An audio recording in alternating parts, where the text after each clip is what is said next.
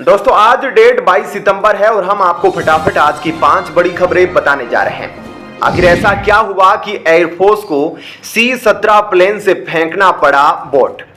कभी भी किसी भी खास ऑपरेशन को अंजाम देना हो तो भारत हर तरीके से तैयार रहने के लिए अब अपनी सेना की ताकत को और मजबूत कर रहा है। इसी वजह से अब नौसेना और वायुसेना ने मिलकर के जो अभ्यास किया है वह आप इस क्लिप में देखिए कि किस तरह से विमान से बोट को फेंका गया।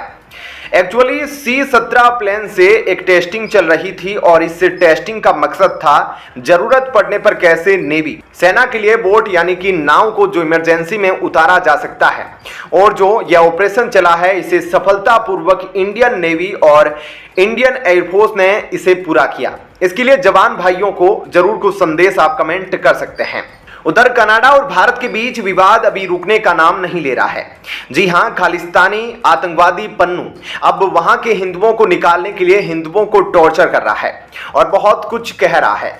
यह सब केवल इसीलिए क्योंकि भारतीय गवर्नमेंट खालिस्तानियों के खिलाफ है। इसके अलावा वहां के खालिस्तानियों में हिंदुओं के प्रति गुस्सा इसलिए भी है क्योंकि वहां पर हिंदू लोग अपनी हिंदुस्तानी होने का गर्व मानते हैं, लेकिन जब खालिस्तानी कोई खत्म होता है तो उसके लिए भी खुशी मनाते हैं। यह कहना है वहां के खालिस्तानी आतंकवादी पन्नू का और इसलिए अब खालिस्तान और हिंदुओं में वहां पर जमकर ठनी हुई है।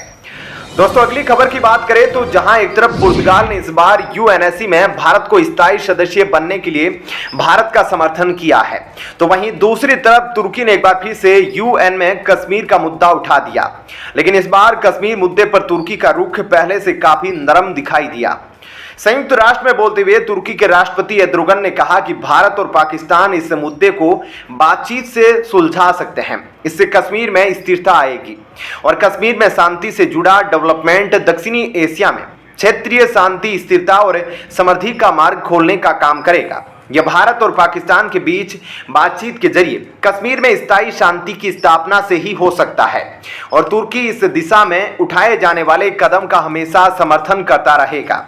ऐसे में तुर्की के राष्ट्रपति एर्दोगन का यह बयान उनके पुराने बयानों से काफी अलग था, क्योंकि इससे पहले जब भी तुर्की ने कश्मीर को लेकर बयान दिया है तो वह भारत के खिलाफ ही दिया है और वह हमेशा कश्मीर मुद्दे को लेकर भारत की आलोचना करते हुए दिखाई दिए हैं। और इससे पहले भी उन्होंने बयान देकर यह कहा था कि संयुक्त राष्ट्र रेजोल्यूशन अपनाए जाने के बावजूद कश्मीर अभी भी गिरा हुआ है और 80 लाख लोग फंसे हैं।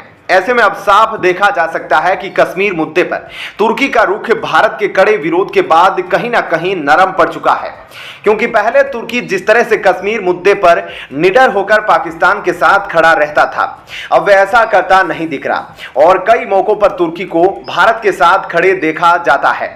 और यह उस दौरान भी साफ देखा गया जब G20 के दौरान तुर्की के राष्ट्रपति भारत आए थे और इस दौरान भी उन्होंने काफी हैरान करने वाला बयान देते हुए कहा था कि उन्हें खुशी होगी अगर भारत UNSC का परमानेंट मेंबर बनेगा। इन सब बातों से साफ साफ देखा जा सकता है कि तुर्की का रुख अब कश्मीर और दूसरे मुद्दों को लेकर भारत की तरफ झुका दिखाई दे रहा है और यह भारत सरकार की कूटनीति और कश्मीर मुद्दे को लेकर कड़ा रुख अपनाने का नतीजा है। ऐसे में कश्मीर पर बदलते रुख को एक तरीके से भारत की जीत के तौर पर देखा जा सकता है। अगली खबर की तरफ चलते हैं। दोस्तों हाल ही में खालिस्तानियों के दबाव में जस्टिन ट्रूडो ने भारत पर बिना किसी सबूत के बेबुनियाद इल्जाम लगा दिए थे, लेकिन इन्हीं खालिस्तानियों ने अब जस्टिन ट्रूडो को बुरी तरह फंसा दिया है। जिस खालिस्तानी सांसद जगमीत सिंह के समर्थन से जस्टिन ट्रूडो की सरकार चल रही है, उसी जगमीत सिंह ने कनाडा को बड़े संकट में डाल दिया है। खालिस्तानी जगमीत सिंह ने इस पूरे विवाद में अब रूस को भी लपेट लिया है, यानी कि कनाडा ने पहले भारत पर झूठे आरोप लगाए और उसके बाद भारत के पक्के दोस्त रूस को भी कनाडा के आंतरिक मामलों में दखल देने का आरोपी बता दिया। मतलब अब इस जगमीत सिंह ने कनाडा की बर्बादी का पूरा इंतजाम कर दिया है। रूस तो पहले से ही यूक्रेन का साथ देने के लिए कनाडा पर भड़का हुआ था, लेकिन अब रूस कनाडा को जमकर धोएगा।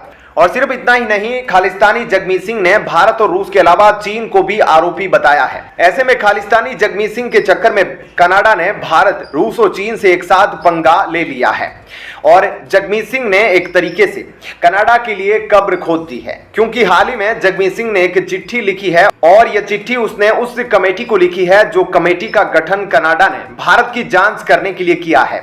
और चिट्ठी में जगमीत सिंह ने कमेटी से कहा कि हमें भारत के अलावा रूस, चीन और ईरान जैसे देशों की भी जांच करनी चाहिए, क्योंकि यह देश भी कनाडा के पीछे हाथ धोकर पड़े हैं।